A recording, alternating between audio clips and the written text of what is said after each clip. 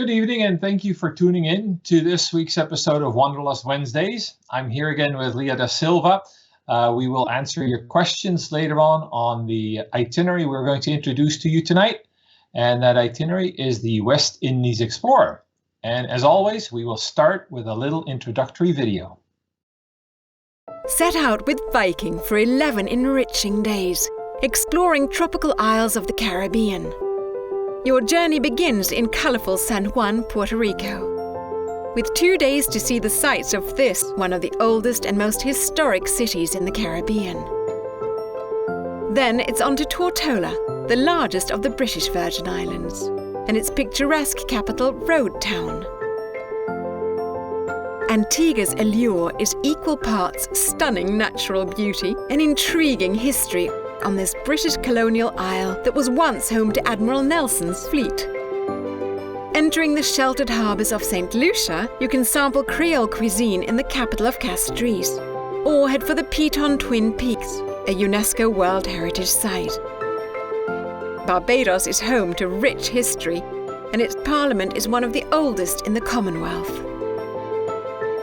Dominica is known as the Nature Isle of the Caribbean, while its capital, Rousseau, is rich in French architecture. St. Kitts brings the chance to explore historic fortresses and the grand plantation homes of long ago. St. Martin, split between the French and the Dutch, is home to a fascinating mix of colourful architecture and European influences. St. Thomas greets you with breathtaking vistas, beyond which you'll find the captivating capital of Charlotte Amalie and its many cultural attractions. Before returning to the wonders of San Juan, a fitting conclusion to your exploration of some of the Caribbean's most enticing islands and cultures.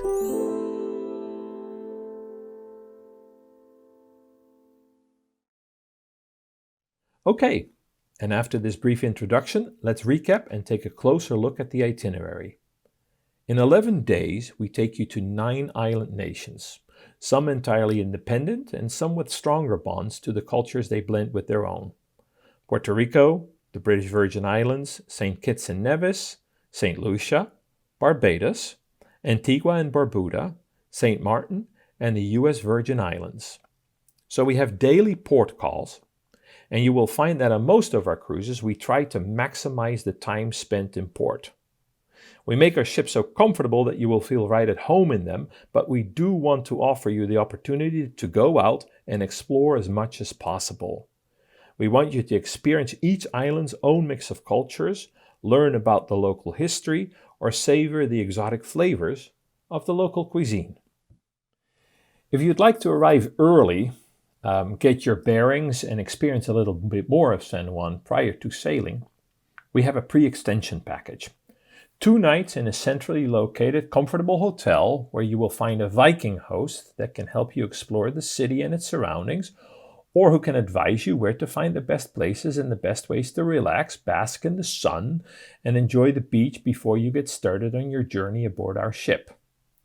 And keep in mind that the same extension package is also available as a post-extension if the timing works out better for you, so you can add it to the end of your voyage as well.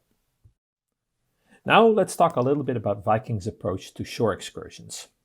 If you've traveled with us before, you will be familiar with what we like to call the Viking way of exploring. Essentially what this means is that we want you to enjoy the highlights of each destination. We call those the iconic and expected. But wherever possible, we like to delve a little deeper to let you experience things you may not have expected. We offer an included excursion in each port, and those are generally introductions to the destination designed to give you a broad overview. And then we have a wide array of optional experiences that allow you to explore a particular part of the place you visit a bit more closely. And among these optional excursions, there are those we expressly highlight as Viking way experiences. There is, for instance, the local life. These are experiences that provide an insight into the daily rhythms of living. You will find yourselves in people's homes or in local markets. In the West Indies, for instance, it provides you with an opportunity to learn about the medicinal properties of local plants, or you can visit at home with a local Dominican artist. Working world excursions provide you with a glimpse of the world at work, including typical local industries, arts and crafts, and we always aim to provide you with an authentic, and I dare say an unvarnished look into local businesses. These could include a visit to a rum-producing plantation or a cocoa estate to learn about how these local products have shaped the economy for hundreds of years on the islands. And finally, in some places, Vikings' relationships have made it possible to arrange encounters with true local cultural treasures. They may be people or palaces, but they always have in common that the experiences are not available to the general public and that you will not find them through any other travel company. Here in the West Indies, they include learning the secrets of Creole cuisine with the Dominican culinary icon, or the discovery of the history and the culture of local Carib Indians. When you review the choices that you have, take a close look at the icons we provide to make your selection a bit easier. We distinguish different types of experiences, and you will recognize the trio of Viking Way excursions here: local life, working world, and privileged access in the left column. In the Caribbean, of course, we offer a special beach category as well. We also give you an idea of how easy or how demanding an experience can be, and if you have selected something that you're unsure about, simply ask upon arrival on the ship, because our staff can always help you with any last-minute changes to your selections. The feature icons are just a quick way of telling you a little bit more about the experience. You will find a complete overview of all excursions for your particular cruise in an app called My Viking Journey a few months before you travel. And that's where you may be surprised with some new experiences we have just recently added, because my team continuously works on improving and refreshing the offer of experiences that we have available for you. Let's look at the itinerary map for more on this journey. We embark in San Juan, and then you will be immersed in the British, French, and Dutch colonial cultures of the Lesser Antilles, from Tortola and St. Lucia to Dominica, St. Martin, and St. Thomas. And everywhere you travel, of course, there is also strong currents of indigenous cultures to be found. A few words maybe about the weather and when to travel. Now, we offer this itinerary during our winter in the months of December, January, and February. And the Caribbean at that time of year makes a great escape for those of you residing in colder climates. Winter temperatures in the Caribbean average around 85 degrees Fahrenheit. That's 29 degrees centigrade. That doesn't sound much like a winter at all, does it? And that's exactly the point. And now, after this general introduction, let's explore this itinerary day by day, port by port. Your voyage begins in San Juan, the capital of Puerto Rico. Some of you will join us after your pre-extension stay, and others will arrive in the Caribbean today. So if you've arranged travel through Viking, we will transfer you from the airport to your ship, and after boarding, you can settle in to your veranda stateroom. You will have some free time to relax before dinner, and if you have some time, we even offer some shore excursions already on this particular day. If you want to strike out on your own, maybe you want to take a stroll around El Viejo San Juan or Old San Juan with its colonial charm. And otherwise, you can keep in mind that we're docked overnight, so you will have plenty of time to explore on the next day as well. When we start in San Juan, you'll have a full day, and the excursion that we take you on to begin with is a tour of modern San Juan, where you pass the upscale Condado district for starters, beautiful houses, a fairly wealthy part of the city. And then you pass the historic Fort San Geronimo, and you continue into Old San Juan to visit the Fort San Cristobal, which is a UNESCO World Heritage Site. It's one of the oldest forts in the New World. And in Plaza de Colón, of course named after Christopher Columbus, you can enjoy time on your own to visit some shops, some boutiques, look at some art galleries. It's all very colorful, very creative, the things that you find in San Juan. There are also plenty of opportunities to sample local cuisine. You can take a tour of a working coffee plantation where you will learn not just about how this works today, but how it has shaped the history of the islands. And you can try Puerto Rico's signature dish, mofongo, which essentially is a banana dish, but very much unlike what you might expect.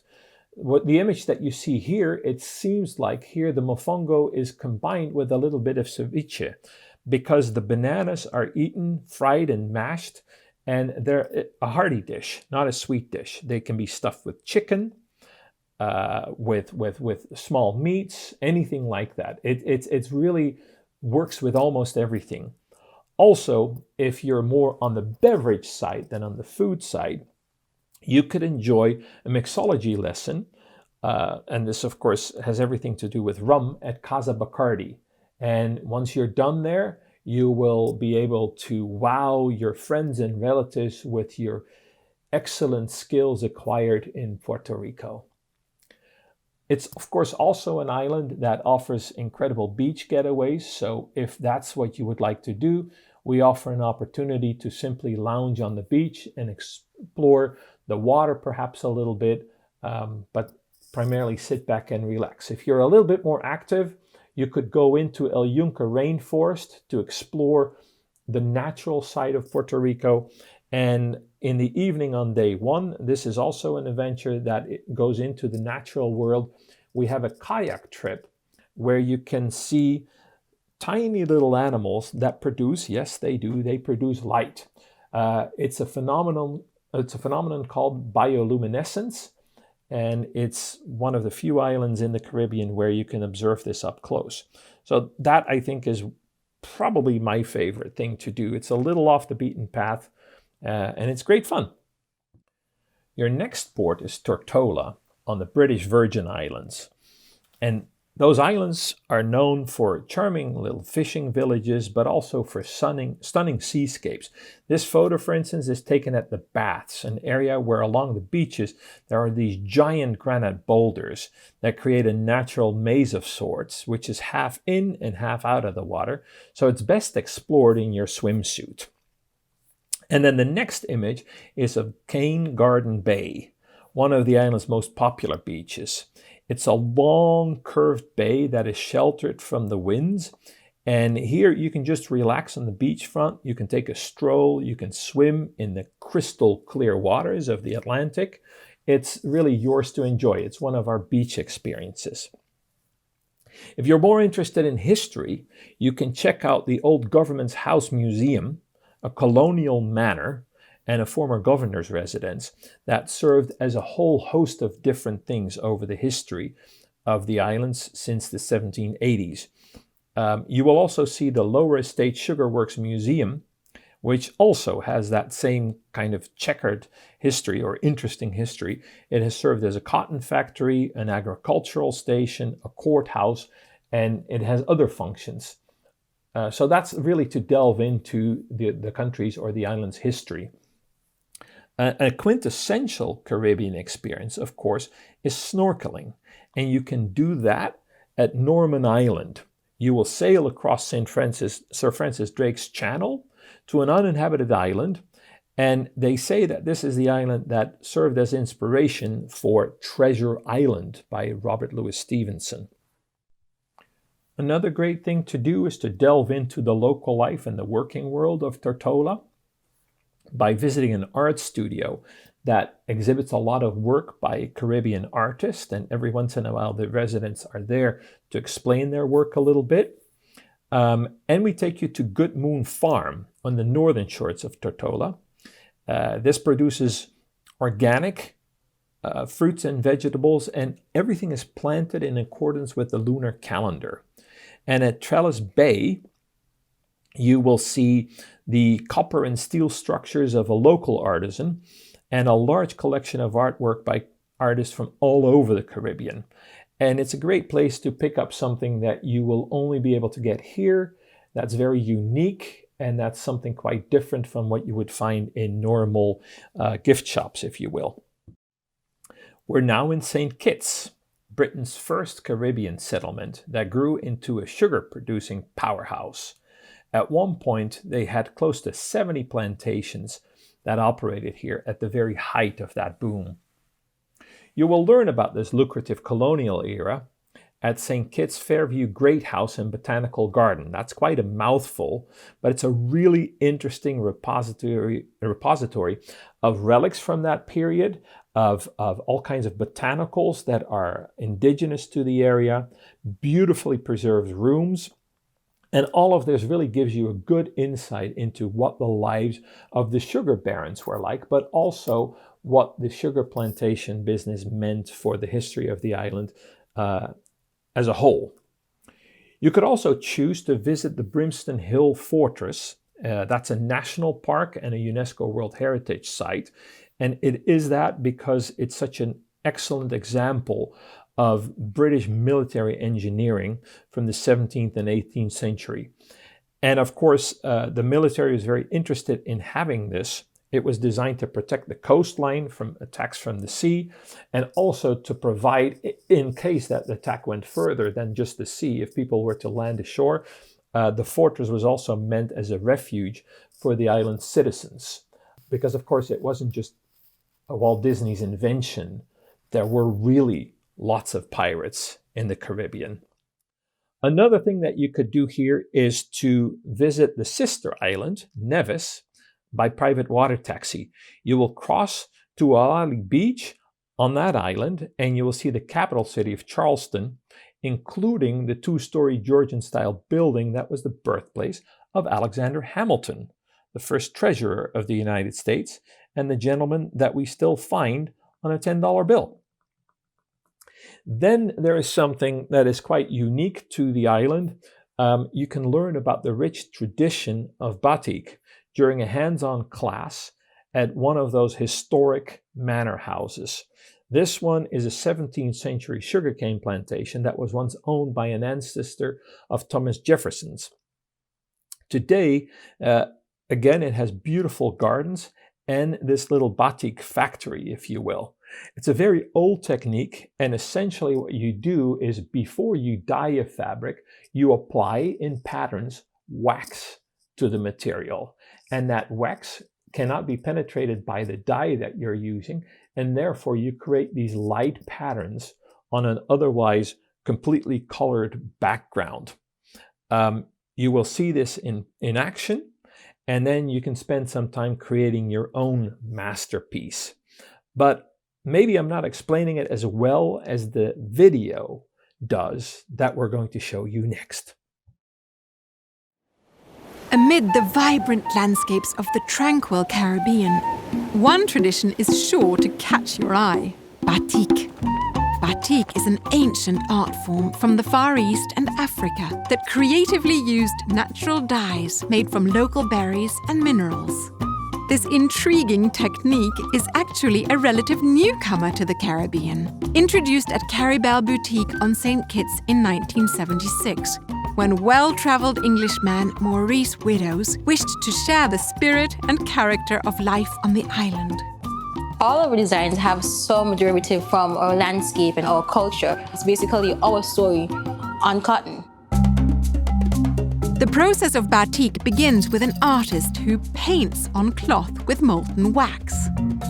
Wax bonds easily with the fabric, forming an impenetrable barrier in the shape of the artist's intended design. This fabric is then immersed in a vat of dye until it's thoroughly infused with the desired color. A rinse sets the dye, then the fabric is dried in the Caribbean breezes. The wax is removed and the process begins anew. These steps must be repeated for each individual color, so complex designs can literally take weeks. Once all colors have been added to the fabric, it's rinsed in boiling water to remove any last traces of the wax. With that, this handmade, one-of-a-kind fabric is ready to be shaped into a wide range of garments. This batik industry is more than an art form. It sustains life in our communities. The writer Gabriel Garcia Marquez once said, "Caribbean reality resembles the wildest imagination." and the batik items you'll come across reflect that spirit, while providing a glimpse into the unique cultures and people of the sunny Caribbean.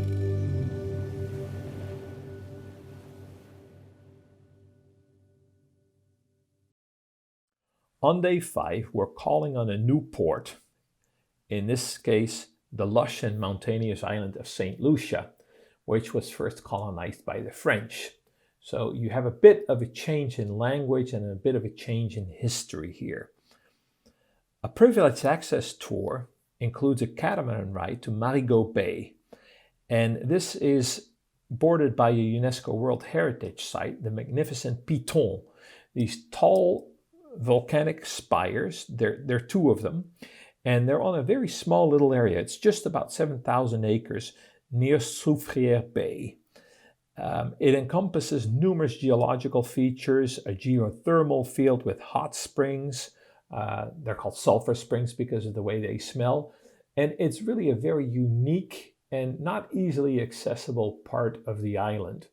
It's also a very famous part of the island, of course. If you look at this slide, where else in the world do you see a mountain, even if it's relatively small, but a mountain that is this steep and this perfect? If you wanted to explore another wilder side of this island, you shouldn't miss the aerial tram through the island's forest preserve. You will see gummier trees. Those are trees that actually secrete something that looks a little bit like gum or rubber, like you would see in a rubber tree in Brazil. Châtaignier trees, lansan trees that are used to create a very fragrant incense, giant ferns, bright heliconia flowers. They're sometimes called lobster claws or toucan beaks. They're very colorful, very exotic. And of course, these buttress-like root systems that support this entire cathedral of a forest, in which you may spot hummingbirds going from flower to flower very quickly, or yellow-bellied banana quits that are taking wing, and keep your ears open for the call of parrots. They're not that easy to spot. If you do, it's usually just a flicker of very colorful plumage, but you will hear them on occasion. And there's more to do in St. Lucia, especially for people that are into the outdoors. And this particular activity always comes with not with a warning, but with a word of advice. If you go out, and it's a beautiful thing to do, if you go out to see what you can find in the offshore waters, you have to keep in mind that it's always serendipitous, the wildlife encounters. You may see an awful lot of animals, you may see only a few, and if you see only a few, they may get very close to you. So it's always a surprise, but it's almost always a splendid surprise. There are 33 species of resident and migratory whales and dolphins and other marine mammals in this area. You may spot pilot whales, sperm whales, humpbacks. Dolphins quite often accompany these pods of whales. They swim alongside, and there could be 30 or 100. Obviously, the smaller numbers are somewhat more usual than these enormous numbers, but you might see bottlenose dolphins, spinners, Fraser dolphins, all racing alongside your vessel. From the French flair of St. Lucia, we now transport you then to the British traditions of Barbados, or more specifically, Bridgetown. The old town of Bridgetown and the adjacent garrison form a UNESCO World Heritage together. And that is significant in the sense that Barbados really cherishes the evidence of British rule that has been preserved here. And that does not only go into old buildings, it's also the cricket matches that are still very popular here, afternoon tea, and of course the still functioning Commonwealth's third oldest parliament, housed in a magnificent building in downtown Bridgetown. We have a very unique working world excursion for you here, a visit to St. Nicholas Abbey. That's a building that goes back all the way to 1658, and it's one of only 3 buildings in this style in the Western Hemisphere. It's basically called the Jacobean style. It's British inspired, obviously. You will learn more about the plantation's history as you take a guided tour. through the restored interior. And it's full with period furnishings and decorations. And you'll see the original 19th century steam mill that was used in the distillery. And that distillery still works. So you will find out how St. Nicholas makes its rum today, based on a recipe that is centuries old and very, very traditional production methods. Of all the rum distilleries that you may find in the Caribbean, this is certainly one of the most unique. You could also choose to go underground and explore Harrison's Cave. You will descend via glass elevator to the valley floor and to the cave entrance. And an electric tram takes you down into a subterranean world of beautiful chambers, hanging stalactites, protruding stalagmites, and streams, waterfalls, pools, all a very different world. And of course, you're also now in the midpoint of your journey. So you may just want to take it easy for a day. And you could spend that on our Barbados beach break tour. Carlisle Bay is a perfect place to do this. It's a crescent-shaped bay with a natural harbor that was named after the Earl of Carlisle already in the 1600s. And it was at one point a very busy port for British ships that came and went. But today it's just really a lovely beach. You can soak the sun, you can swim, or you could even snorkel a little bit if you wanted. On day 7, you will arrive on the island of Dominica. And with its boiling lake and beautiful waterfalls, there's lots of them, this weird volcanic landscape and the mysterious remote hot springs, it's very easy to appreciate that Dominica calls itself the Nature Island. It's one of the lesser developed ports in the Caribbean, and that exactly is its charm. It's one of the last remaining territories of the Caribbeans, the indigenous people that inhabited the Caribbean before the arrival of European explorers during the late 15th century. And on a shore excursion, you can discover the history and get to know the culture of the Caribbeans by traveling to a small village along the banks of the Pagua River. You'll enjoy a locally made lunch, interact with the residents, and enjoy a folkloric dance performance to boot. On a privileged access culinary tour, you will meet Alex Boyd Knight, a woman who enjoyed a long career as a Speaker of the House of Assembly of Dominica. She was honored with the title Madam Speaker Emeritus, and now she's retired from public service and she's entirely focused on food. And on this tour, you will go to her house, assist her in preparing a seasonal menu that includes fresh, locally sourced produce, and some of it actually comes from her own garden. And then you will join her for a meal with a glass of rum punch or juice, whatever you fancy, for a very, very unique experience. As a working world experience, you could visit the Gingerbread Cocoa Estate, and you will follow your guide on a walk through some greenery, very lush forest type of an area, discover the history of the plantation as well as a lot of facts about what it was like to live in an estate like this. And then, of course, you will learn about each stage of the process of transforming these beans into cocoa and a variety of other products. You will be able to sample a little bit, and I can guarantee you that a fresh cocoa bean is very different and much better than just chocolate. Finally, Dominica, as many of the other islands, has great offshore snorkeling. And in this case, there's a reef called the Champagne Reef that got its name from the underwater geothermal springs. Again, it's a volcanic island and it has underwater springs that allow air or gases to bubble up to the surface, creating this sense that you're actually on a reef of, or in a gargantuan champagne glass, if you will. We're now in Antigua, known as Britain's gateway to the Caribbean.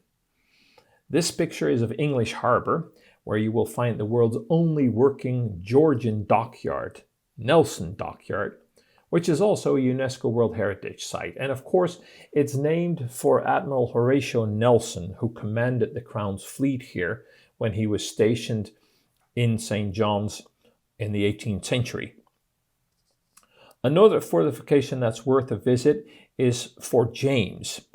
And you travel there by Segway. You will follow your guide to learn more about the fort. And you're really there for history, but more so maybe even for the beautiful views there. The fort was built in 1706 by the British to fend off a French invasion in this scenario. And after some time to explore the whole citadel, you'll have some time to relax on Fort James Beach as well. So again, it's a combo of an outdoor experience, a leisurely outdoor experience on the Segway with a tad of history involved. You will find that aside from the cannons that you will see, the fort itself is not what it used to be anymore. And then you can also explore Antigua's past and its presence really during a visit to a historic sugar plantation or two. Betty's Hope was built back in 1674 by a gentleman by the name of Christopher Codrington. And his plantation ended up playing a very important role in the lives of Antiguans for more than 300 years. It was one of the largest on the island. The influence spread through the community, and today you can see the restored sugar trains that were used to transport sugarcane all across the island and to the port and to the facilities where it was processed. You will also visit Parham, Antigua's oldest town and also a center for the sugarcane industry during the 18th century. And finally, of course, there's always an opportunity to just relax and enjoy the water and enjoy the breeze, in this case sailing on a catamaran, where you can go for a refreshing swim in the warm tropical waters, or you can stroll along one of two beaches and you will enjoy lunch on board, in this case lobster. Here's a fun trivia question. What is 50% Dutch, 50% French, and 100% Caribbean? And the answer, of course, is St. Martin, or as the Dutch would say, Sint Maarten. It's the smallest inhabited island in the world that is partially French and partially Dutch. And when you call on St. Martin, you will see two countries in one day, if you will. Your ship will dock on the Dutch side in Philipsburg, and later you will see the charms of Marigot, the French capital. You can learn about what makes St. Martin unique during an excursion that will take you across both the French and the Dutch sides by land and sea. First, you visit scenic viewpoints at Oyster Point, Coralita Lookout Point, Great Bay, and a few more. And then you ride on a Power Maxi Cat vessel, and that's a mouthful, but it's a relatively swift water vessel that will take you to 2 points of interest, the best snorkeling locations around the island, including Maho Beach. You can also take a chairlift ride to the top of Sentry Hill. That's one of St. Martin's highest elevations at about 1,100 feet. And there you take in 360 degrees of spectacular views. The landscape, the entire island is in front of you. And with a little bit of luck and clear weather, you can also see neighboring islands, Saba, St. Eustatius, St. Bart's, and Anguilla. We've also created a very special privileged access perfume class here. You will get help from professional perfumers, and then you get to create your own fragrance. And the possibilities, as you can see from this slide, they're endless. You will be mixing and matching up to 300 different oils. I wouldn't recommend putting them all in because it probably doesn't smell so great. But you get to formulate your own perfume that is uniquely yours. And once you've done that, once you've settled on a combination, you get to name it, label it, and bottle it, and take 3 bottles home with you as a very special keepsake. As your experience with us is drawing to a close, your final full day of exploration will be here in St. Thomas. And here you dock within walking distance of the capital city, Charlotte-Amalie, small little charming village really. And Charlotte-Amalie sits on one of the most picturesque harbors in the region. You can see that a little bit on this slide as well. Here you can take a ship out, a small boat, the Kontiki, which is outfitted with a glass bottom so that you can see what's below you. It runs over a very beautiful, very colorful coral reef. And there's a little band on board that plays steel band music that will enhance the experience.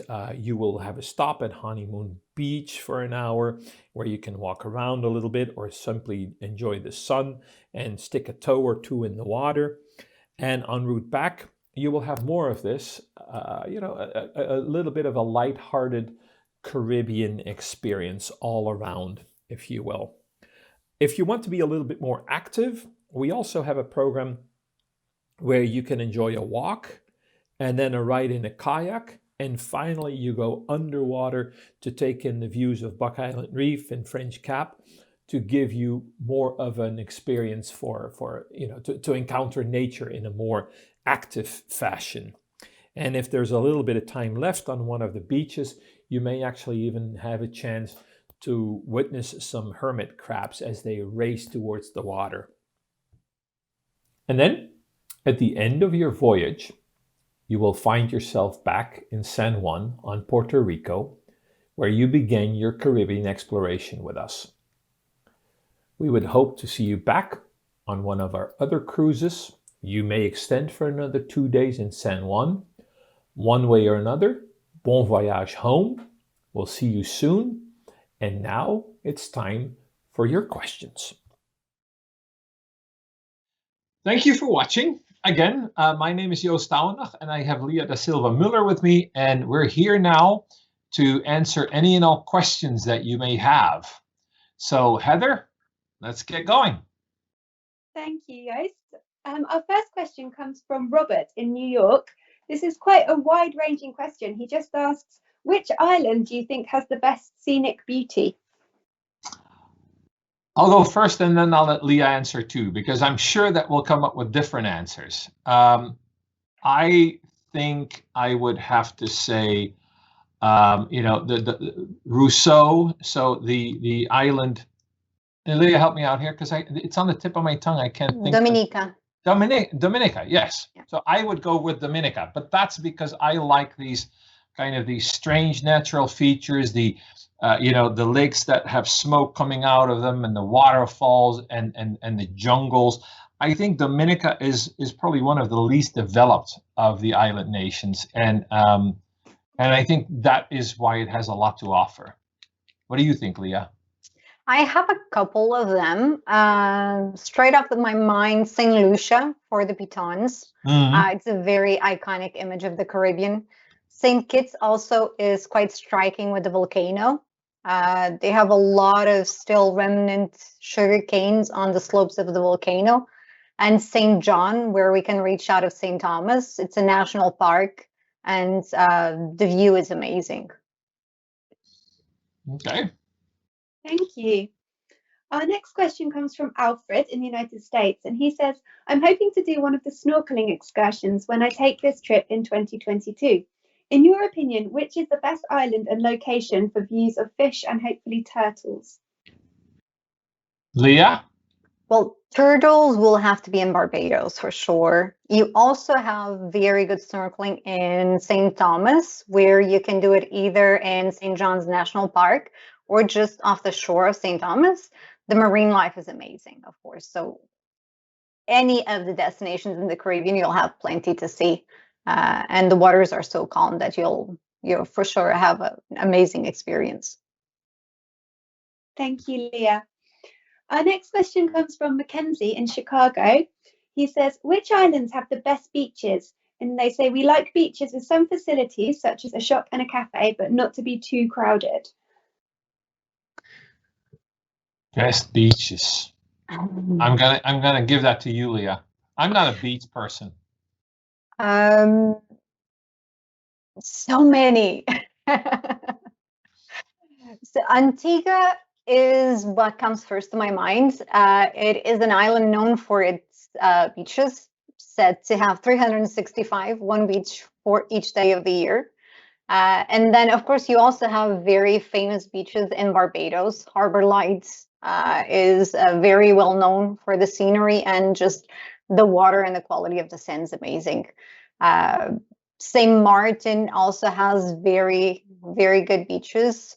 St. Thomas, of course. So pretty much everywhere you will have good quality.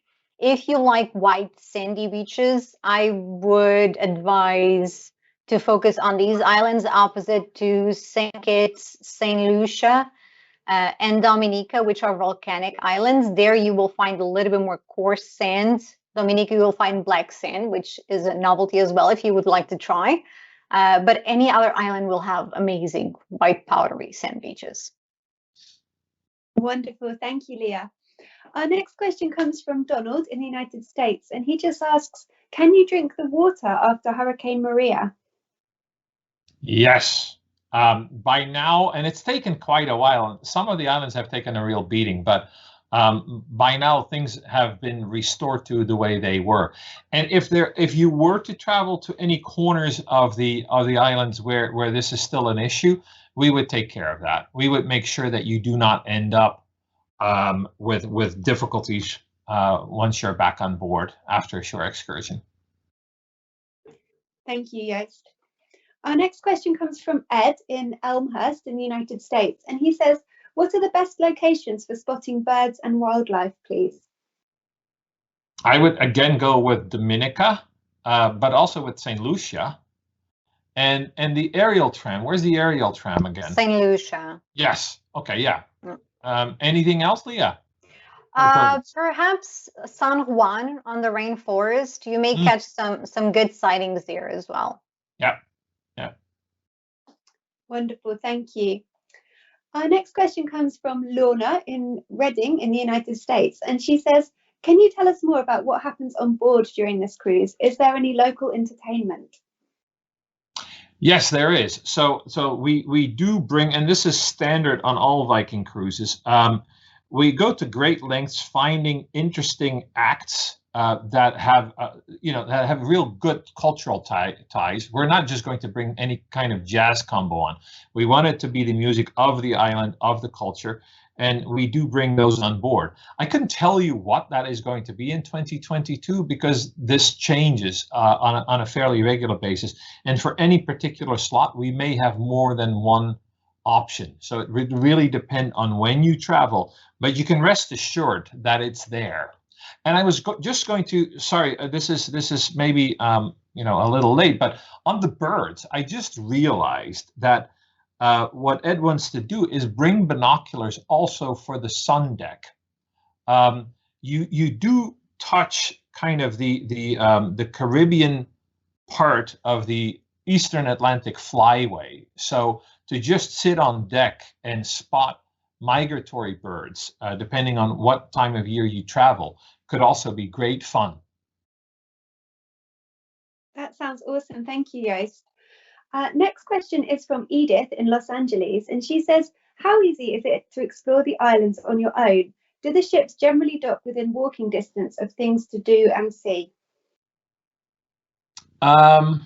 Yeah, the islands usually aren't very large to begin with. I always think, yes, you can, but you should have a good idea of what it is that you want to do, because otherwise I think it's relatively easy to get sucked into, the first little bit around where the cruise ships dock. Most of the islands take a lot of their income from cruise tourism, and so there tends to be this entire economy right around them. And that might not always be the most rewarding cultural exchange, if you will. With Viking, we do try to get a little bit more into the real things, the real culture, the real people, and that's why we set up the excursions the way we do. Lia, add to this, if you will. All islands, yes, they are set up for cruise tourism. That has been their livelihood for quite some decades now. So you'll not be lacking transportation should you want to go somewhere specific to your liking. But yes, if you're intending to just explore around the port area, then yes, you may get sucked into a lot of people around that have established their businesses to cater to the cruise business. Yeah. So I would say prepare, come really well prepared and know what you want to do. Thank you. That's really helpful. I think we touched on this earlier, but Tracy in San Francisco says, I took this cruise in 2018 and there was still a lot of damage after the devastating Hurricane Maria. Are the islands now fully recovered and repaired? I think to say fully recovered is probably an overstatement. It depends on the infrastructure is back. Most places, people, cruise ships are coming back. The economy is coming back. A place like El Yunque rainforest, that will take years for it to entirely recover, and that's just nature taking its course. It's not that it's completely destroyed and there's nothing to see, but it looks very different from the way it looked before the hurricanes, and that's a normal process. It actually, any biologist will tell you that it's just as interesting now as it was before. It's just a little different. Thank you. Our next question comes from Carol in Ponte Vedra Beach in the United States. And she says, when visiting Tortola, will we have time to visit a local restaurant? She says, we are on a mission to visit all the Passes restaurants and Tortola has the original. I would, off the top of my head, I would say yes. We encourage anyone that wants to be, that wants to indulge a little bit in the local food scene, have at it, go right ahead. I'm not sure that you would probably have to make that a lunch stop, because I don't think off the top of my head that we're there in the evenings. Do you know that off the top of your head, Lia? No, we are not there in the evenings. So during the day would have to be the stop. Yes. It would have to be lunch. Okay, there you go. Thank you. Our next question is from Barry in Sarasota, and he says, do we have any cruises which go to Aruba, San Blas Islands, or through the Panama Canal? No, and yes at this stage. So Aruba, I don't think currently is on any of the itineraries. San Blas is not on any of the other itineraries, but the Panama Canal certainly is. And the beauty of the Caribbean is, and this is all, of course, pre-COVID crisis, we do. That's one of the regions where we still expand and where we still try out a lot of new ports. So I would say stay tuned. Panama Canal, yes, absolutely. We have that right now. And there are two itineraries. You just have to check out the website for dates and when to travel. Aruba and San Blas, I would stay tuned. Thank you. Our next question comes from Margaret in Lake Ridge in the United States, and she says, will the history of the slave trade be discussed in lectures or anywhere else during the cruise? Yes. It's a very important, the Caribbean islands wouldn't look the way they look today if it weren't for the slave trade. And far from trying to whitewash what has happened in history, we want to tell you about it, and we would like you to come away with a better understanding. So it's a very important part. It's certainly a very sad part of the Caribbean history, but it's certainly something that we would address, and not just in lectures, but also just in the interaction during tours. It's not something that we would like to see removed in any way, shape, or form, because we think it's such an important and integral part. You can't have this wonderful multicultural flourishing world without understanding that it wasn't always so. Thank you, Joost. Our next question comes from Archibald in Millstone in the United States, and he says, I watched your show on Monday about the rum distillery in Puerto Rico, which looked very interesting. Are there any other distilleries I can visit with Viking? Yes. I'm thinking there are 3 other opportunities, but I can't rattle them off right now. They're actually in the presentation we just did. Lia, I need to, if you can help me out here. Barbados is one of them. Yeah. Then I would think it's Tortola for the next one, and Is it St. Martin? Yes. Yep. Yeah.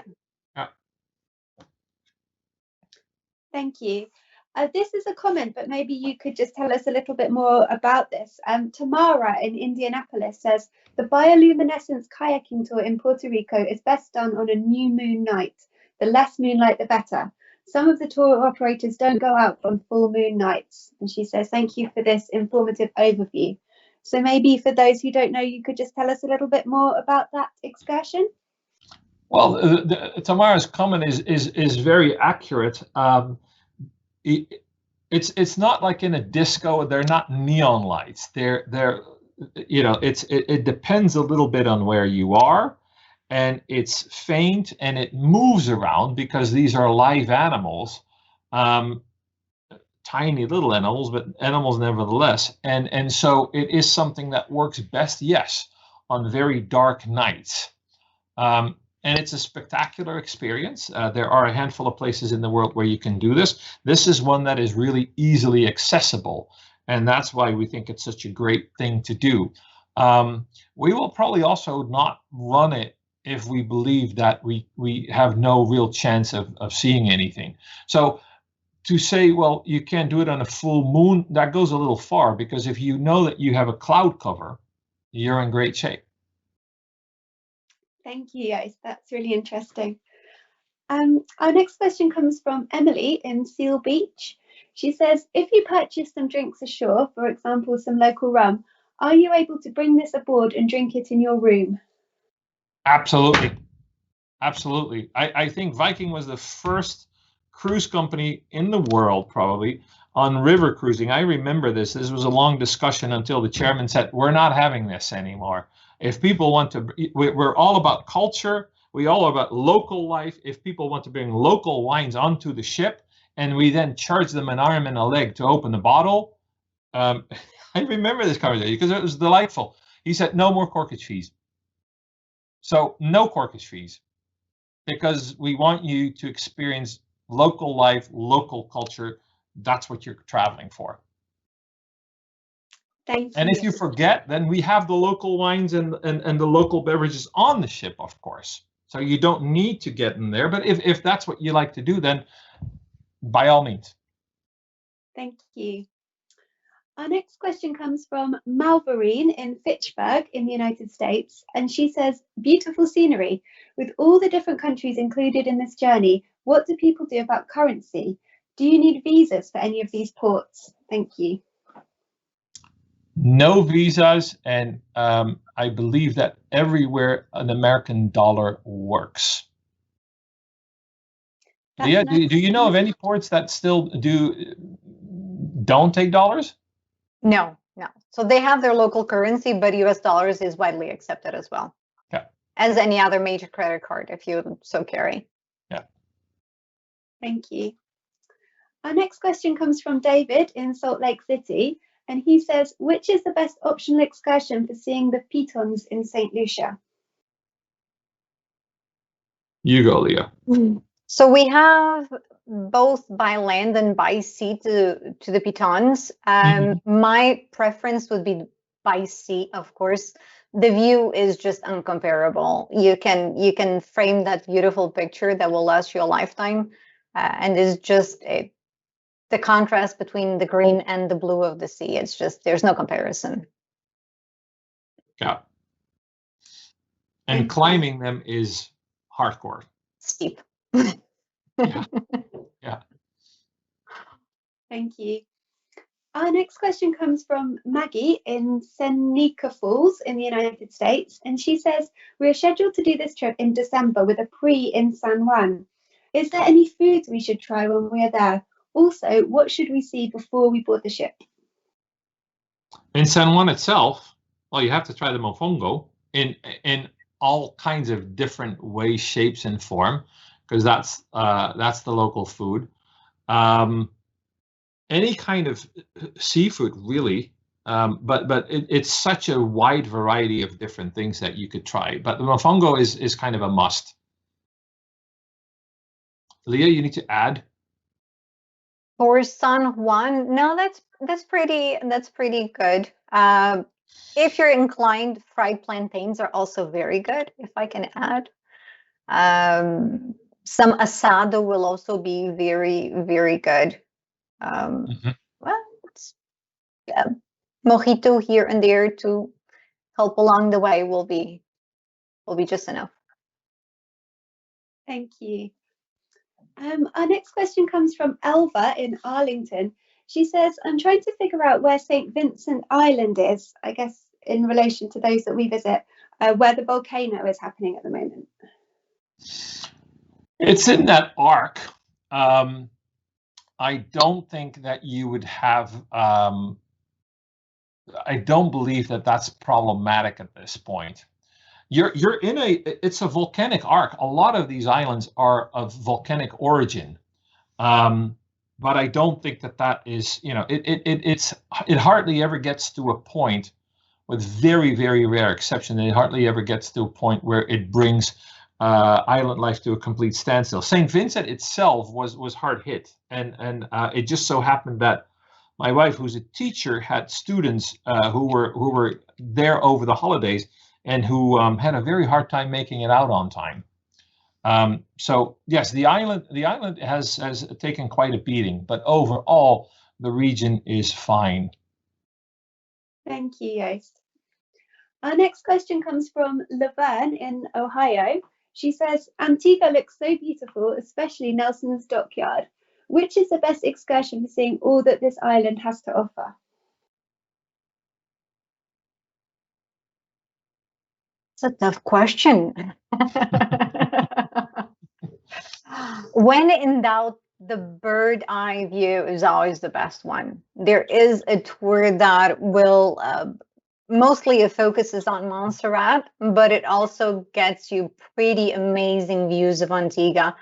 So that I would go with that if you're into the scenery. Thank you. Next question comes from Ricky in the United States, and he says, is there a particular season in which to take this cruise? Yes, in our winter.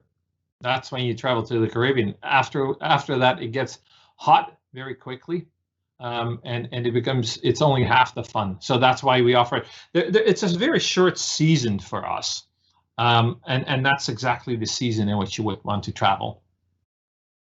Thank you. And linked to that, Regina in Los Angeles says, are hurricanes the major danger for all people living in the Caribbean? How often are they expected to occur? And how do people endure such possible disasters every year?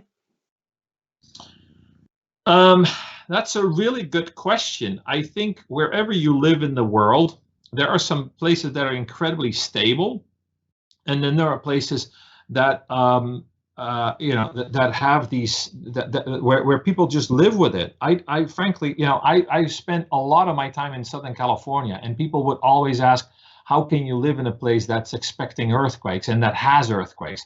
It's just you deal with it. I think what keeps people in a particular place is the culture, it's the food, it's the great climate. It's all the things that do work, and people do endure, and it's quite a testament to the strength of the people that live in the Caribbean that they go back and rebuild these islands. And I think if you would ask people, they would probably say, well, I can't imagine living anywhere else. And it happens a little bit more frequently these days, but it's not something that the two that hit the Caribbean in very rapid succession, that was kind of a fluke. That's not something that happens constantly. Thank you, Joost. Our next question comes from Brian in Ottawa. He says, which side of the ship is best to book a cabin so that you see more land than you see ocean? Impossible to answer, because it all depends on one day it's on the one side, another day it's on the other side. It's an impossible question to answer. And if you look at the map, you can see that the cruise kind of weaves among these islands. I think if what you want to do, and this is so great about our ships, I believe, if what you want to do is spend a lot of time outdoors and watching the scenery go by, you can do that. You literally, I mean, you sit on the aquavit terrace and you can watch the scenery go by while you're having lunch, while you're having breakfast. That's the whole point. You know, if you're in the explorers lounge, if the weather is a little inclement, you still have views that are 180 degrees, and you can always walk out and enjoy the scenery in the outdoors. It's really how the ships are built. We want you to see as much as possible. If it just so happens that you are on the wrong side of the ship for what you want to see in your stateroom, you go out and you go to one of the public areas, because that's what they're there for. Thank you. Our next question comes from Lee in Somerville. He says, do you have an excursion to the Soggy Dollar Bar? The Soggy Dollar Bar, you would have to help me out there. I don't believe we do. Not off the top of my head, no. Are we mixing up? Are we talking about Sloppy Joe's Saloon in Key West? Maybe. I'm drawing a blank. So we would have to say we need to get back to that caller. I think if he refers to Joost van Dyke, we do visit the location, but Okay. I don't think we featured the venue itself. Though you have plenty of time in the location if you so choose to go to the location by yourself. The guide will be there to accompany you and direct you, and they will be able to advise you if you have enough time to visit or not. There you go. Thank you, Leah. Our next question comes from Dwayne in the United States, and he says, I'm a certified scuba diver. Are there any opportunities to scuba dive? Yes, we mentioned a few in the presentation, and those are things where we. So the quick answer is yes. The somewhat more complicated question is that was certainly also an area that during the hurricanes took quite a beating. So we're still kind of not just building that program back, but also expanding it a little bit. So I would say, that's one of those areas where you will start to see more shore excursions. We're looking, for instance, to do something with Barbuda, where we don't dock, but we can possibly get you there on a small craft to just expand, if you will, the footprint that we have when it comes to looking underwater and exploring that life. Thank you, Joost. Next question comes from Jerry in Philadelphia, and she says, will there be a time allotted for shopping, and what island has the best shopping? I would imagine that is still San Juan, and yes, there is time. On some of the shore excursions, we kind of steer you in a certain direction where we believe that there's really nice, authentic, high quality things that you can purchase. But in most of the ports, it's relatively easy. If what you want, it always depends a little bit on what you want to do. It's really easy in most of the smaller ports to basically walk down the main street and pick up a little few things to bring home with you. Thank you. Our next question comes from Gary in Cincinnati. He says, could we clarify which dock Viking uses in St. Thomas? Is it the one at the base of the cable car or the smaller one at the other side of the harbour? I don't know, Leah, do you? We use the dock on the other side of the harbor because it's the only one that can take ships of our size. They do offer a water taxi to the smaller one at the base of the cable car. So it's fairly easy to get there. Great, thank you, Leah. And Zana in the United States says, do any of the islands require tenders to arrive at shore?